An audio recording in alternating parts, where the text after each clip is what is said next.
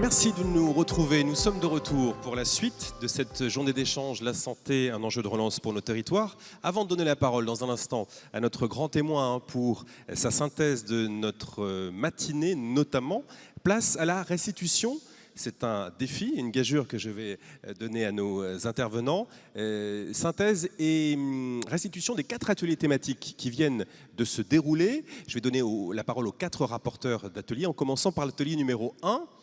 Prenez le micro et c'est Jean-Charles Dron, directeur opérationnel Meuse Santé du conseil départemental de la Meuse, je crois, qui va commencer cette restitution. Je rappelle le thème de cet atelier.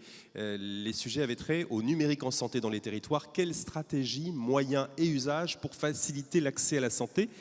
Qu'est-ce qu'il est d'abord ressorti des travaux de l'atelier? Merci. Alors, en quelques mots, l'enjeu du numérique, c'est quelque part un enjeu finalement d'appuyer des pratiques et de proposer des outils en appui de la performance auprès des utilisateurs. Évidemment, il y a la performance individuelle qui peut être appuyée, mais c'est surtout la performance collective sur laquelle en fait, le numérique peut véritablement avoir un impact. Et c'est notamment vrai en santé, où on sait bien que le sujet de la coordination est un axe majeur pour faciliter les prises en charge dans les territoires, notamment les territoires plus ruraux où finalement on a des professionnels de santé qui peuvent être également en sous-effectif. Donc tout l'enjeu finalement de la performance et du partage, finalement c'est des sujets qu'on connaît bien en santé. On a depuis 2006 par exemple un projet autour du dossier médical personnel puis partagé qui vise finalement à faciliter le partage d'informations, et pourtant le constat qu'on peut en faire aujourd'hui, c'est que le résultat est en demi-teinte, avec une appropriation qui est plutôt bonne de la part des hôpitaux, mais un résultat qui est un peu moins satisfaisant en ce qui concerne la médecine libérale. Et ça, on peut l'expliquer notamment par l'existence d'outils qui ne sont pas encore tout à fait adaptés. C'est un peu le constat qui est fait chez nos amis de Pulsi, le groupement régional d'appui au déploiement de la e-santé, qui depuis de nombreuses années propose notamment des systèmes en appui justement de cette coordination et du partage. Évidemment, il y a le support au DMP, mais également des outils en appui au partage de la biologie, de l'imagerie médicale, des outils de coordination, et puis évidemment tout ce qui touche au développement de la télémédecine. Alors finalement, quand on fait ce constat-là, qu'est-ce qui se passe aujourd'hui en 2021? On a eu un événement majeur qui est la crise Covid, qui a démystifié un certain nombre de choses par rapport à notre rapport au numérique en santé, et qui a permis également de débloquer un programme qui se veut ambitieux et majeur, qui est celui du Ségur. Alors évidemment, il y a le sujet du financement, un effort sans précédent, avec 2 milliards d'euros qui sont débloqués en faveur du développement du numérique en santé, mais c'est un projet aussi en support au développement de l'innovation d'une part, et puis c'est aussi une approche pour faciliter finalement le développement des usages. Alors le développement des usages, ça passe par quoi? Ça passe par des outils qui sont adaptés, qui vont nous aider à, entre guillemets, être en capacité de faciliter cet échange, ce partage de données. Et pour cela, la stratégie du Ségur, qui vise à finalement promouvoir des outils qui intégreront des référentiels, qui faciliteront justement cette alimentation des dossiers par les professionnels de santé, est un enjeu majeur. Le constat qui est fait aujourd'hui, c'est un patient sur 10 qui dispose d'un DMP, et sur ce 1/10 de DMP ouvert, un seul sur 10 est alimenté. Donc on est sur des usages qui sont encore très faibles, et toute la stratégie du Ségur qui va permettre de labelliser des solutions qui permettront cet échange et ce partage de données est majeur. Un autre point important, c'est évidemment la création d'espaces du numérique en santé, qui sera l'évolution, le DMP V2 quelque part, qui sera proposé dans ce contexte-là, et qui sera aussi ouvert aux patients avec d'autres types de services, notamment une messagerie sécurisée et des outils adaptés. Alors tout ça doit trouver une déclinaison dans les territoires, et la déclinaison qu'on peut trouver dans les territoires, on a la chance en Grand Est d'avoir un certain nombre de projets qui convergent et puis qui se coordonnent pour justement faciliter la mise en œuvre au plus près des citoyens. Alors, être au plus près des citoyens, ça veut dire comprendre les besoins au plus près des territoires, être en capacité de les identifier, de les accompagner, proposer des solutions. Dans ce contexte, on a la feuille de route du régional pour le développement de la télémédecine, portée par la région, portée par l'ARS, portée par la préfecture et l'assurance maladie, qui va permettre en fait de justement aller au cœur des territoires grâce à l'accompagnement de Pulsi, pour identifier des besoins sur les territoires, mettre en place, grâce à l'apport de grands témoins, des ressources pour proposer des projets médicaux, des projets organisationnels de proximité. Et c'est à partir de ces projets finalement de proximité que des équipements pourront être mis en place et permettront de faciliter l'interaction entre des territoires qui ont des besoins de ressources médicales et des professionnels de santé distants, mais toujours en Grand Est, en tout cas dans la plus grande proximité possible pour apporter des réponses. C'est un projet qui est relativement finalement récent dans sa mise en œuvre, qui rentre aujourd'hui dans sa phase opérationnelle et qui a pu bénéficier d'une accélération majeure, notamment grâce à l'appui de Pulsi. Un autre projet qu'on peut évoquer, c'est le projet IME Santé, qui est un projet territoire d'innovation labellisé dans le cadre de l'appel à projet TIGA, dont l'objectif justement est de trouver des solutions innovantes en appui au développement de la e-santé. Alors ce projet trouve sa pleine articulation avec des approches telles que celles proposées par Pulsi ou par la feuille de route, dans la mesure où l'idée est bien d'identifier les solutions de demain qui pourront permettre de compléter les dispositifs existants. Alors ça veut dire des solutions autour de la santé en tant que telle, mais c'est aussi des outils en appui finalement à la déclinaison opérationnelle de ces solutions.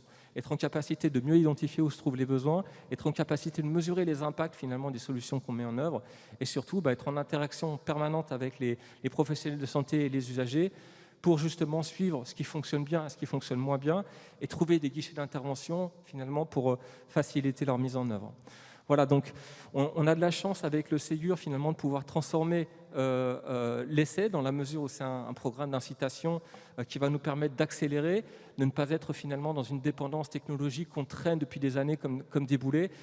Et en ce sens, la synergie, la complémentarité des différents projets et des opérateurs qu'on retrouve sur le territoire permettent de répondre à des vrais enjeux opérationnels de territoire dès aujourd'hui. Merci beaucoup Jean-Charles Dron pour cette restitution de l'atelier 1. Passons maintenant à l'atelier numéro 2. Les discussions portaient sur l'investissement immobilier médico-social. Quelle priorité pour les 10 ans à venir?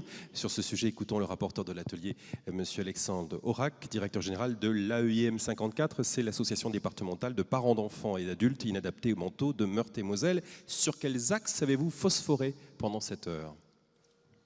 Alors, le premier était repenser la vie à domicile pour les personnes âgées et les personnes handicapées, quand le domicile est EST, un établissement. Donc les mots-clés étaient ici évolution de l'accompagnement, vivre un chez-soi, virage domiciliaire et inclusif et diversification de l'offre. Le deuxième thème était accessibilité globale à l'échelle du bassin de vie, ouverture des ESMS vers l'extérieur, décloisonnement, hôpital médico-social ville, localisation, continuité de parcours et des services, inclusion dans la cité.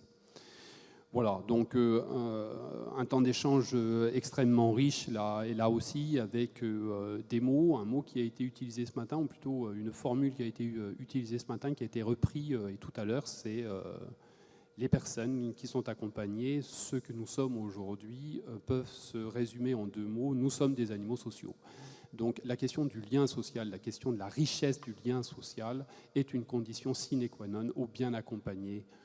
L'établissement, le domicile, quelle que soit la forme du domicile, doit proposer des éléments de richesse, des liens sociaux, permettre la visite, permettre le maintien avec la famille, avec les aidants, etc. Évidemment, l'habitat. Alors l'habitat, là aussi, ça convoque autre chose, puisque l'habitat, ce n'est pas seulement le domicile, ce n'est pas seulement son chez-soi, on va y revenir. Mais habiter, c'est habiter sa rue, c'est habiter son quartier, c'est habiter sa ville, c'est habiter le territoire. Je n'habite pas Montmartre comme j'habite un quartier de la ZUP de Vendeuvre. Vous vous en doutez bien, mais il nous faut l'intégrer dans les projections qui sont les nôtres. Et concrètement, il convient très rapidement, et ça a été absolument transversal, que nous soyons sur le champ des personnes âgées ou des personnes vivant avec un handicap, il est urgent de considérer les personnes comme étant des habitants de leur lieu de vie et non plus des résidents. Alors c'est la condition préalable et sine qua non de l'accès à un chez-soi. Lorsque la personne habite son chez-soi, il y a un rapport asymétrique qui s'établit d'une façon beaucoup plus naturelle avec l'aidant ou le soignant au bénéfice du renforcement du pouvoir d'agir. Il est certain que les mots ont un sens et que ce sens nous permettra de conduire dans le bon ordre la démarche qui est la nôtre. Alors on le disait, le chez-soi. Le chez-soi est quelque chose qui est utilisé, peut-être trop utilisé ou peut-être mal utilisé. Le chez-soi est quelque chose de relativement complexe et Madame de Vivi nous a renvoyé des éléments de sens là aussi. Chez soi est quelque chose qui au départ est un sentiment, on se sent chez soi à différents endroits ou pas. Et il est nécessaire pour que nous nous sentions chez nous de nous approprier déjà le lieu dans lequel nous sommes. Cette question de l'appropriation doit être travaillée en amont même du projet. Sinon, au pire, on aura un résident et on aura loupé, et de toute manière, notre objectif. Le chez-soi, c'est pour vous comme pour moi plusieurs choses. Il y a déjà une porte qui le ferme, qui le clôt. Donc cette porte, elle ne doit pas être franchie si on n'a pas l'autorisation. Vous ne rentrez pas chez un habitant comme ça. Donc il y a des précautions à prendre. Et puis, vous structurez votre chez-vous comme vous avez envie, comme vous avez été aussi éduqué. Ça fait partie de votre patrimoine. Chez vous, vous recevez les gens à certains endroits et pas à d'autres. Les meubles ont une signification pour vous et pas pour les autres. Il y a donc un chez-soi social, un chez-soi privé avec votre famille, un chez-soi intime, un chez vous qui n'appartient qu'à vous et qui n'a de code que pour vous. De quelle manière reprendre ça pour permettre aux personnes que nous accompagnerons d'habiter réellement leur chez elles, quel que soit le lieu dans lequel elles seront accompagnées. Ce sont plus que des éléments philosophiques, c'est le sens même des recommandations aujourd'hui de bonnes pratiques que nous devrions ancrer d'ailleurs d'une façon beaucoup plus profonde en amont de tout parcours professionnel. Alors on revient à la question bien du territoire, on le disait, et le territoire convoque aussi une autre notion, ou plutôt une autre logique, c'est la logique de parcours. Agir dans une logique de parcours demande à ce que chaque acteur prenne globalement en compte la personne qui l'accompagne. Il doit faire le bon geste, celui qui prépare le suivant et qui s'articule avec celui d'avant. On parle de globalité de la personne. Cette logique de parcours vise à éviter la rupture. C'est donc fondamentalement une démarche qualité. D'ailleurs, on peut faire le lien avec nos propos et le défi qui nous appartient de relever aujourd'hui. Si j'ai bien entendu, c'est le programme pour les 10 ans à venir. 10 ans, c'est signifiant. 1 an, c'est sûr d'être perdu et de recommencer la même chose avec le même constat. Donc, dans l'opportunité de l'acte, chaque acteur avec la personne doit globalement apprécier l'impact. C'est cette logique qui fait que l'on passe d'une logique de place à une logique de réponse, et a fortiori à une logique de réponse plurielle. Penser parcours revient en conséquence à penser dispositif et décloisonnement.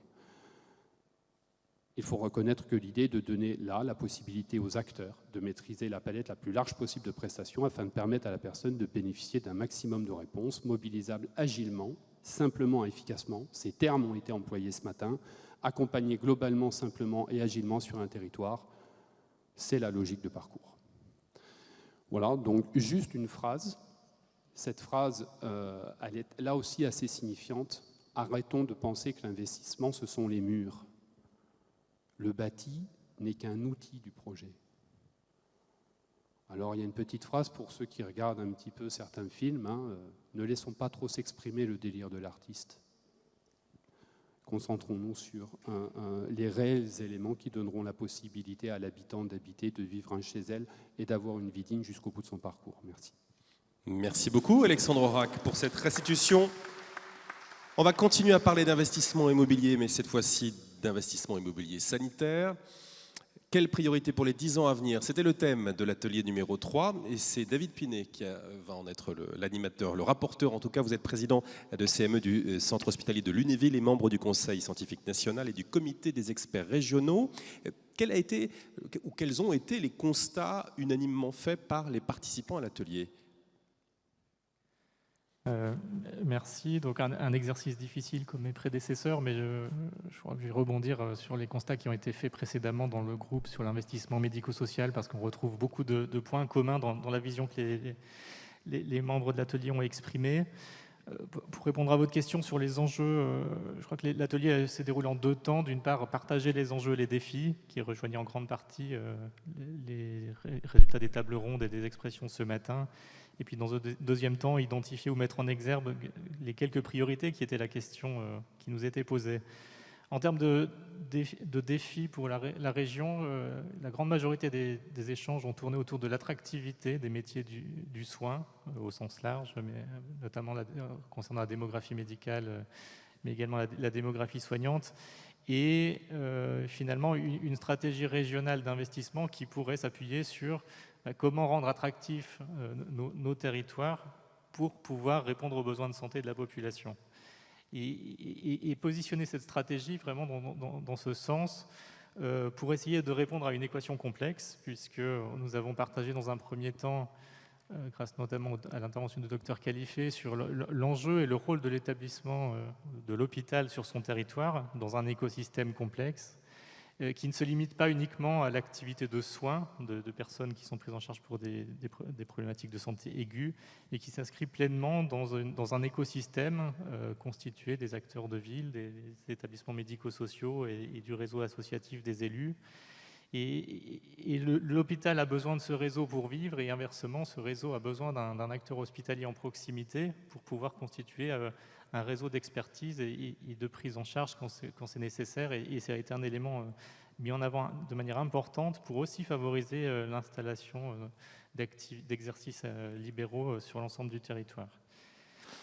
Parmi les autres défis, évidemment, les enjeux de répartition territoriale, d'équité, d'accès à l'offre de santé, qui posent en elles-mêmes les questions de la contrainte que l'on subit dans l'environnement, tant en termes de démographie, puis de capacité d'investissement, qui seront aussi limitées dans un cadre de Ségur hors normes pour cette année, mais qui a généré beaucoup d'attentes de la part des acteurs et beaucoup de remontées de projets qui chacun apporte très probablement amener son lot d'espoir. Donc la question de la priorité des choix sera probablement difficile, même si nous avons souhaité projeter ces investissements dans une dynamique de projet qui va s'étaler sur les 10 ans. Donc un point important également de complémentarité avec toutes les actions qui sont engagées en parallèle sur l'investissement médico-social, comme ça a été évoqué, sur la transformation numérique, et l'articulation des différentes stratégies entre elles doit pouvoir essayer de répondre à une question: comment répondre aux besoins de santé des populations sur les territoires, avec toute la question de quelle est la bonne taille du territoire, qui a également fait l'objet d'un certain nombre de débats, entre le territoire de la zone d'implantation de GHT, le département, comme Madame la Préfète l'évoquait ce matin, ou les territoires autour de bassins de vie de proximité, qui parlent très souvent beaucoup plus à une population ou à des acteurs libéraux de ville. Donc une volonté aussi d'avoir une certaine modularité et pas forcément avoir un schéma fixe de définition de ce territoire, l'important étant que ce projet d'investissement réponde à une vision commune portée par l'ensemble des acteurs qui ont travaillé sur un projet territorial de santé en commun, les acteurs hospitaliers ou les acteurs qui portent le projet d'investissement, en lien fort avec le réseau des partenaires de ville, les autres établissements ESPIC, privés ou médico-sociaux, et puis évidemment les usagers et les collectivités. Donc cette notion de projet médical ou médico-soignant de territoire, auquel on associe évidemment le médico-social, doit être la clé de lecture principale pour engager la transformation du système de santé ou l'accélérer tel que c'était souhaité par le Ségur dans la feuille de route qui a été confiée aux différents acteurs dans cette réflexion. Peut-être également noter l'importance d'intégrer dans ces projets d'investissement toute une notion de modularité, d'adaptation, puisque un projet d'investissement va parfois mettre plusieurs années à sortir de terre. Il va vivre pendant quelques dizaines d'années. Et on sait tous que les facteurs exogènes vont très probablement impacter très fortement nos organisations. Le vieillissement de la population, comme ça a été évoqué ce matin, mais aussi le numérique. Les évolutions des populations, puisqu'on a également noté le retour dans les zones périurbaines de certaines populations métropolitaines. Donc un certain nombre de facteurs à prendre en compte et qui ne doit pas être figé dès cette année, mais qui doit vraiment se projeter dans une vision dynamique et adaptative. Et puis également intégrer tout ce qui concerne les retours d'expérience Covid. Dans les retours d'expérience Covid, je mettrai en avant évidemment toute la complémentarité qui a pu être mise en valeur entre les différents acteurs hospitaliers de ville, publics, privés, avec l'appui de l'État, de l'ARS, des collectivités. Et c'est vraiment ce noyau qui doit continuer à porter cette stratégie et à répondre également aux enjeux d'adaptation d'investissement de l'organisation des bâtiments en réponse à ces enjeux. Je voulais également citer, peut-être dans les points forts qui sont ressortis, la notion de complémentarité qui fait vraiment sens et qui faisait consensus dans des projets portés par les différents partenaires qui puissent s'appuyer d'une part sur les capacités et l'optimisation de l'existant, puisque les moyens étant limités, c'est important que l'on puisse s'appuyer sur l'existant, et puis également se projeter en cohérence avec un projet, comme ça a été dit, mais vraiment une stratégie. Et dans cette stratégie, comme on soulignait l'attractivité, l'accompagnement des parcours professionnels depuis la formation jusqu'à leur installation, voire leur accompagnement toute la carrière, va être essentiel. Donc cette stratégie régionale investissement doit réellement s'inscrire en complémentarité avec la stratégie régionale sur le sujet. On a par exemple évoqué très fortement le besoin de capacité de formation en proximité des futurs étudiants. Alors on parlait des étudiants en médecine ou des internes, mais ça s'applique également aux étudiants en santé. Et puis dernier point, rapidement évoquer quand même la notion d'organisation territoriale de l'offre de soins avec une gradation des plateaux techniques, l'importance de la notion de proximité et des hôpitaux de proximité dans le maillage, mais également l'organisation des filières entre les différents plateaux techniques dans une vision d'organisation qualitative de l'offre. Et puis l'excellence des CHU qui doit également permettre d'irriguer les différentes subdivisions, tant en personnes en formation qu'en qualité de prise en charge. Merci beaucoup David Pinet pour ces éléments. Et terminons par la restitution de l'atelier numéro 4 qui portait sur l'articulation. Quelle articulation entre la santé et les autres politiques publiques dans les territoires. À mes côtés, Annouchka Chabot, commissaire à la prévention et à la lutte contre la pauvreté. Quels constats ont été faits? Le constat... Parlez bien près du micro. Le constat, c'est que toute ou la quasi-totalité des politiques publiques comprennent une dimension santé. Alors, je ne vais pas toutes les citer, il y en a certaines qui sont très intuitives. On imagine bien les politiques de l'environnement, on voit bien le lien avec la santé. Il y en a d'autres qui sont peut-être moins en première intention lisibles comme ayant une dimension santé. Je pense à la sécurité avec l'intervention de notre collègue de la gendarmerie.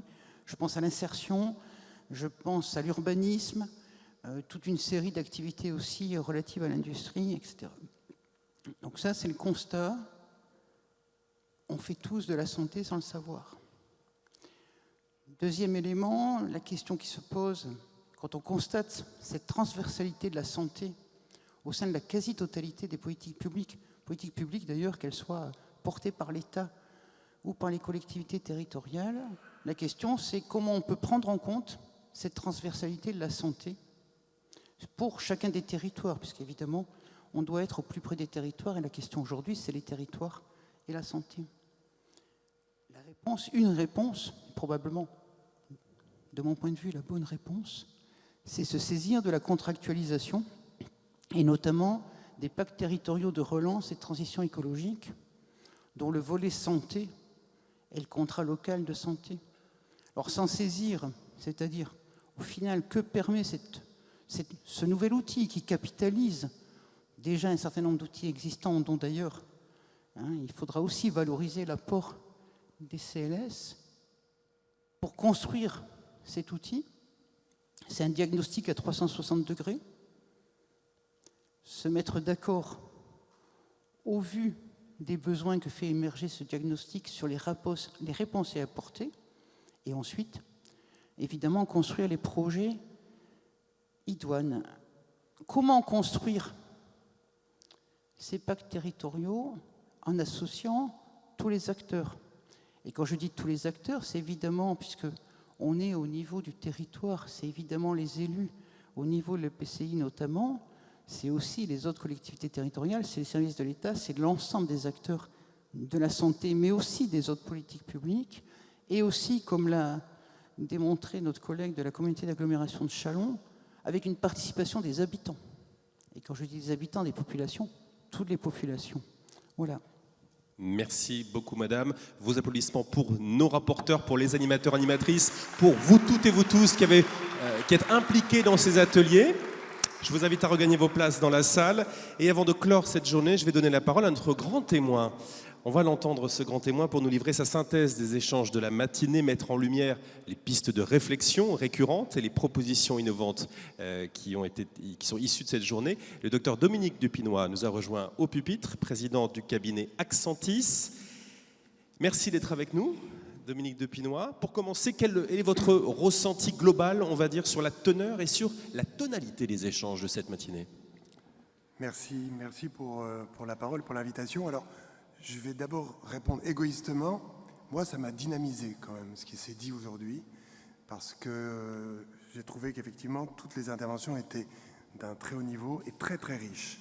Alors, globalement, si je résume un peu, on s'aperçoit que l'intérêt qui a été vraiment affirmé, qui n'était pas forcément évident au départ, quand on discute avec des élus sur le terrain qui disent « non, ce n'est pas notre compétence, la santé », là, on ne se pose plus ce type de questions, on l'a bien entendu aujourd'hui.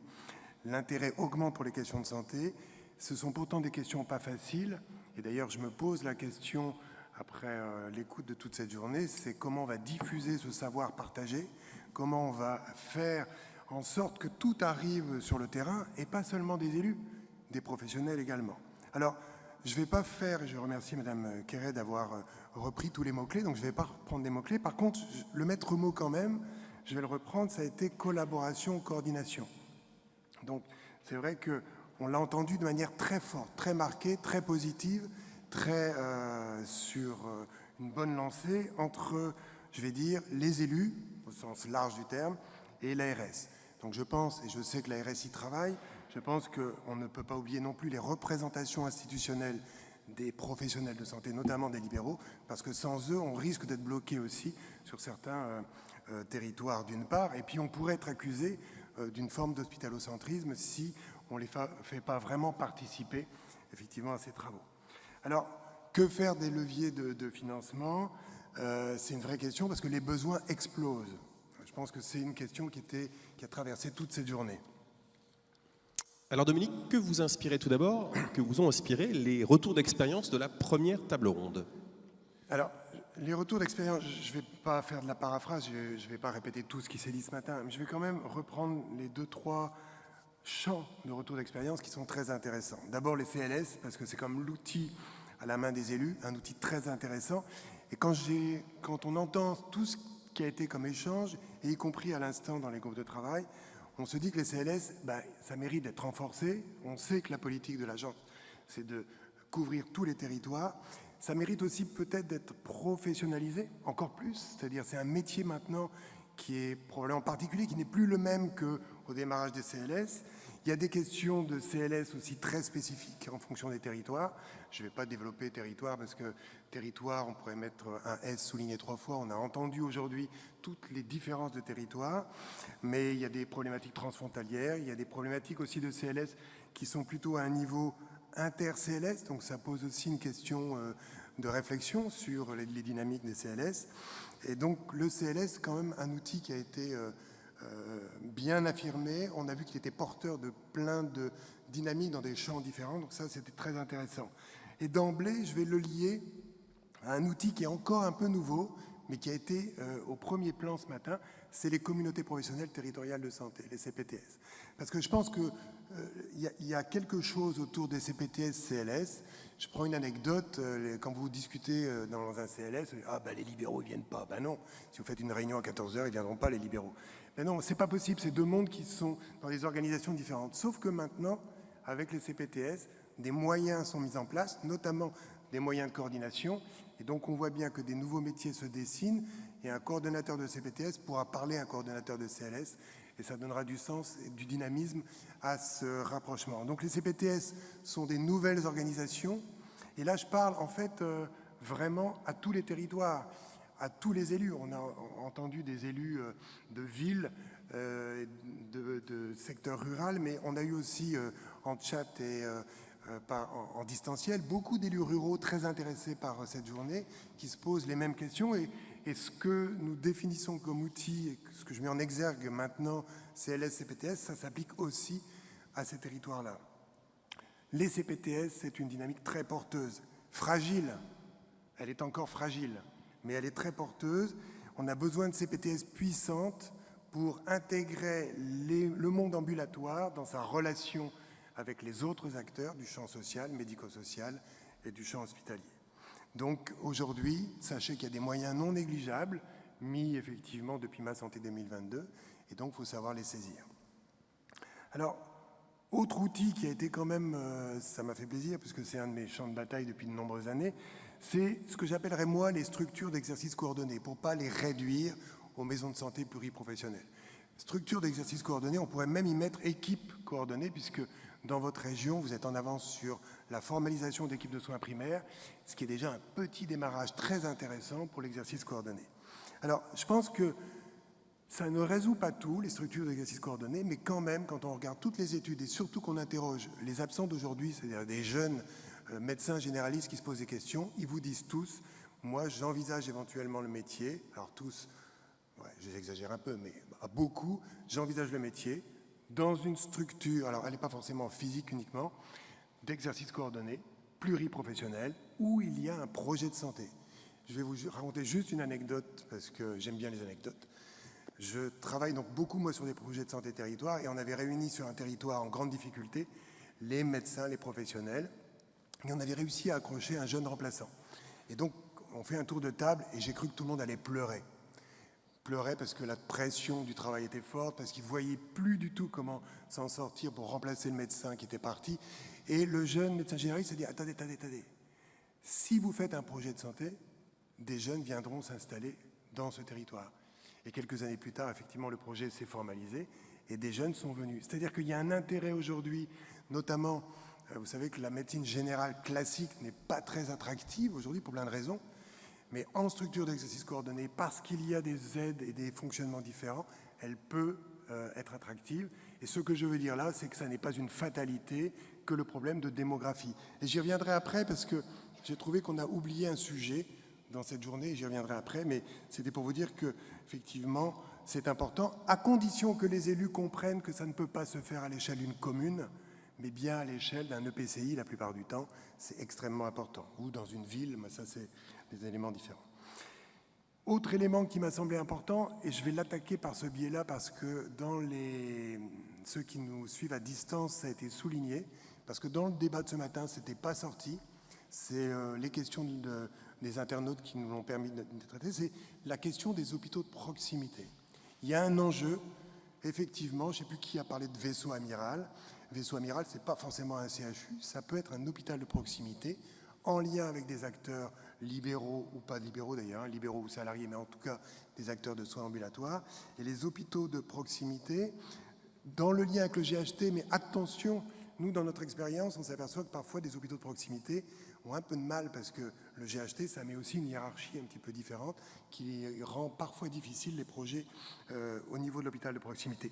Donc, encore une fois, c'est une question de faire alliance entre le monde hospitalier, et je l'entends au sens large, public-privé, et les CPTS essentiellement, parce que pour un établissement, qu'il soit d'ailleurs sanitaire ou médico-social, faire du lien avec un seul professionnel, c'est difficile.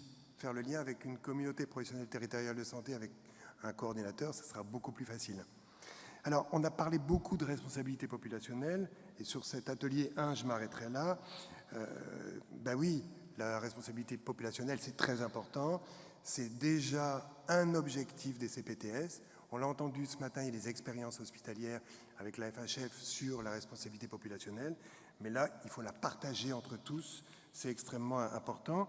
Mais quand même, à l'issue de cet atelier, je me suis posé une question qu'on n'a pas traitée forcément, mais qui sera traitée après, c'est la question de la reproductibilité. On a eu des très bons retours d'expérience, que ce soit dans la prévention, dans l'accès aux soins, mais quid de la reproductibilité? Comment couvrir le territoire tout en prenant en compte les problématiques très proches du territoire? Voilà pour l'atelier numéro 1, cher monsieur. Passons à l'atelier numéro 2. Est-ce qu'au fond, on a répondu à la question posée dans la table ronde numéro 2? Je suis resté un peu sur ma faim, mais c'est normal, je pense, parce que la question était compliquée, parce qu'on pouvait s'attendre à ce qu'on entre dans le détail. Ce qui m'inquiète dans cette frustration que j'ai eue sur l'atelier 2, c'est de me dire, mais comment on va répondre aux élus qui attendent de l'opérationnalité sur tous les territoires?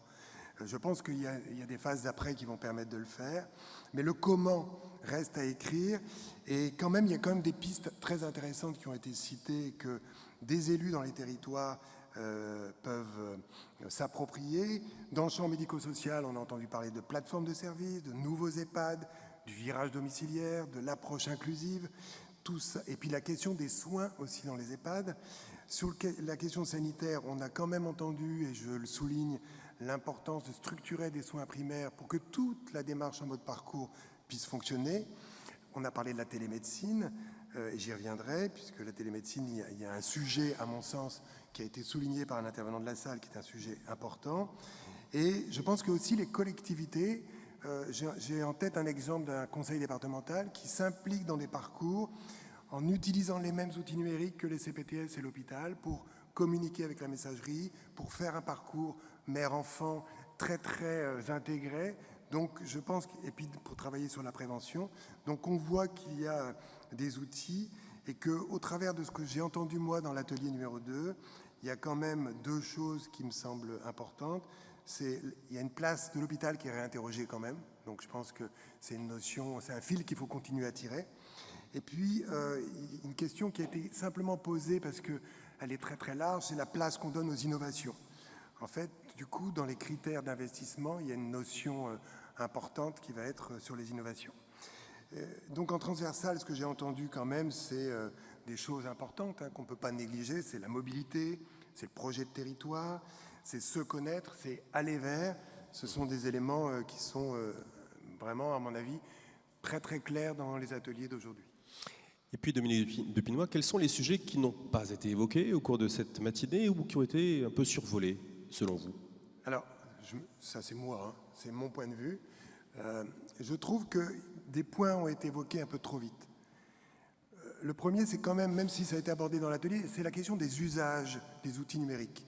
Je suis frappé, moi, au contact des professionnels de santé, par exemple, de la difficulté à utiliser simplement la messagerie sécurisée. Ce n'est pas des questions techniques.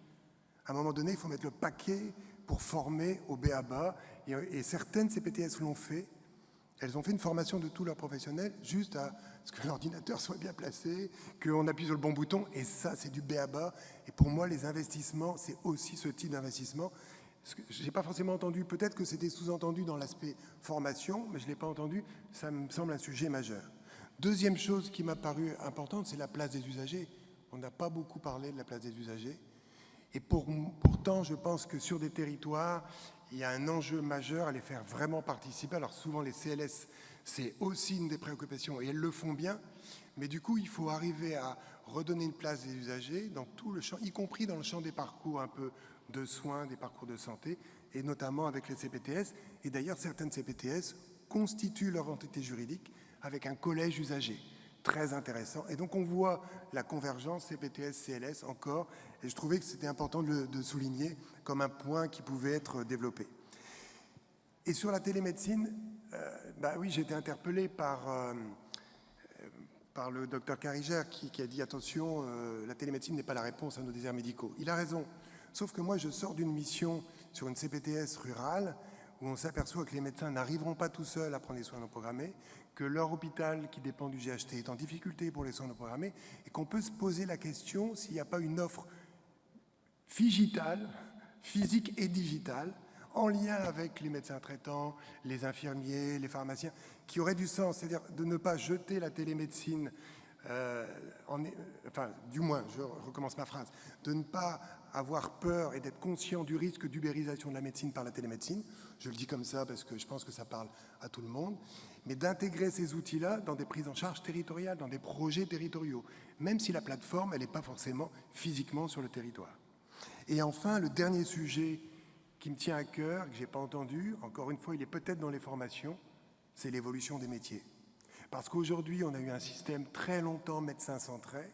Or, aujourd'hui, les collaborations professionnelles, médecins, pharmaciens, médecins, infirmières, sont des voies de développement dans lesquelles il faut investir plus. Il y a encore des verrous, il y a encore des résistances, mais ça, on peut améliorer l'accès aux soins grâce à ce type d'évolution des métiers. Et quand je parle de professionnels de santé, c'est qu'ils soient en centre de santé, en maison de santé ou une équipe de soins primaires. Pour conclure. Alors, pour conclure, je pense qu'on est vraiment sur une transformation de l'offre très intéressante. Quand je disais en introduction de ce témoignage que moi, je suis personnellement dynamisé, c'est ça que ça veut dire, c'est qu'on est au cœur d'une transformation, il faut la soutenir, il faut prendre soin des équipes, parce qu'effectivement, parfois, on en demande beaucoup, et puis, il faut remarquer que c'est toujours les mêmes qui ont fait la maison de santé, le même qui fait la CPTS, le même qu'on demande d'aller sur le parcours et dans le CLS. Donc il faut aussi vraiment peut-être pousser des nouveaux métiers pour décharger au maximum les questions organisationnelles. Il faut une solidarité entre territoires. J'ai entendu ce matin des territoires quand même super musclés, hein, avec des grosses expériences qui peuvent dérouler. Ce n'est pas le cas de tous les territoires. Il y a des territoires en difficulté. Donc il faut chercher l'équité territoriale. Je pense que dans les critères, il y a vraiment ce qui est sorti sur proximité, égalité d'accès, approche globale, sont des éléments essentiels. Et pour conclure, je dirais que il faut, je le disais tout à l'heure aussi en introduction, c'est une préoccupation que j'ai vécue pendant cette journée, c'est prenons en charge la montée en compétences de chacun sur ces sujets très très complexes qui pourtant n'ont jamais eu autant de solutions concrètes et applicables. Donc faisons ça ensemble. Alors, quelques phrases quand même qui m'ont frappé aujourd'hui, que je trouve très intéressantes, je vais les reciter. Là, pour le coup, elles ne sont pas de moi, je les ai entendues. Unir sans absorber, bravo. Alors, quelqu'un qui a dit dans un chat, l'avenir est hybride et il faut mélanger les schémas, et c'est le projet de santé qui fait l'union. Bravo, parce que c'est vraiment ça qui doit nous guider, il n'y a pas un modèle unique, plusieurs modèles. Décloisonner à 360, on a parlé des communautés 360, mais là c'est décloisonner à 360, c'est intéressant, et réhumaniser les approches territoriales sont des éléments importants. Et pour conclure, je vais paraphraser Cynthia Fleury, que j'aime beaucoup, qui est philosophe et titulaire de la chaire Humanité et Santé au CNAM. Elle dit très récemment, le soin est le premier geste politique. Il permet d'habiter le monde. Alors, je vais enlever le monde, je vais mettre les territoires. Merci.